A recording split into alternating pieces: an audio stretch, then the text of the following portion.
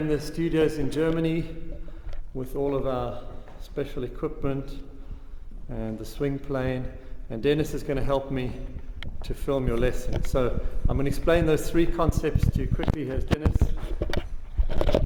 So first is this, the resistance concept. You were talking about winding up the hips winding up the shoulders against the resistance of the hips. Well, in theory that sounds good. The problem is, these are your big muscles. You want to play golf with your butt muscles. And if you make too little hip turns in your backswing, something like this, Mayor, you're going to come over the top. So you have to get your right pocket back. The best way for you to test it is on your knees. Put the resistance to as high as you can, and then just turn back. If you were to overturn, like that, clearly I lose all my stability and I haven't engaged my glute muscles. So to answer your question, how much should you turn back? Or just crank up the resistance until you can pull this rope with stability and control and feel like you can yank something out of the ground. So I could go up to about, I'm at 7, and I can feel that.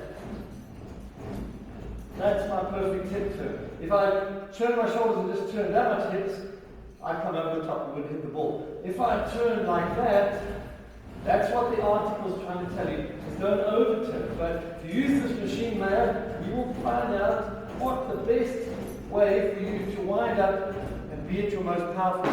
That's using your glutes. So be very careful of that tip. Second step. How, if you pull down and you use your hips, this is the second point. If you use the hips too early, you leave your arm behind, you will hit the ball all over the place because of the fact that the hips influence what the arms do. So if I'm on this piece of equipment and I go too early with the hips, look, they throw the arms out of position. So the goal is to get the club down before you sling it with the hips. Get the club down on the inside before you sling it with the hips. So once again, just to finish point 2, if you use the hips too early, you've got nothing to hit the ball with. You've got to get this down and then use the hips. Get this down and then use the hips. So here's how you answered the third part. This is what you tell me, this is what I see on video. You drop down, you're on the inside, but your shoulders are closed, your hips are square, and your right heel's on the ground. In the last video, as a matter of fact, you do that. So, we have to find the solution. The solution lies in how you use your knee as you pull down, your knees. So, I'm just answering the question, I'll show you what I think you should do. On a very high resistance,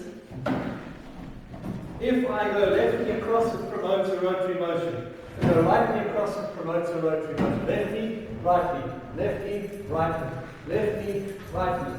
Left knee, right knee. So we know that the knees help with the rotary motion. So here is the answer to what we need to do. Coming down, you're doing that. So your elbow's dropping, but there's nothing from the lower body. What I'm saying is you've got to learn to do this. It's certainly not firing your hips from the top. It's learning to pull and getting this right knee to work with the elbow.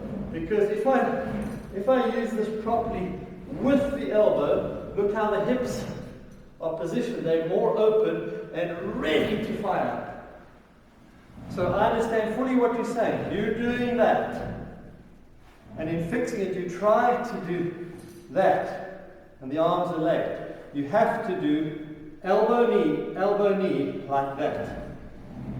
And if you use the knee properly, the elbow properly, this way, rolling the foot, kicking the knee, look, the hips will be open and the shoulders will be square, more or less square prior to impact. Then you can use the body to thrust. So your answer, I say, still lies on this piece of equipment. So if you were to do, you just have to leave them already hooked up. So let me take you through a program. That's on 7. It's too much for you.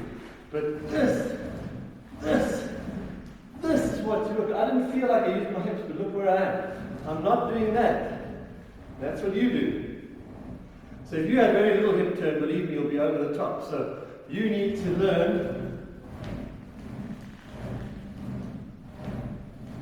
to do that, and then I still feel I've got the hips to pop with. So if I add the hip section to it,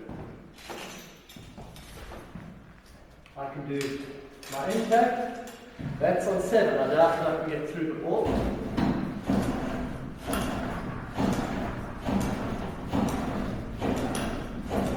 I've got it much stronger. And then on the backswing, you've got to do that.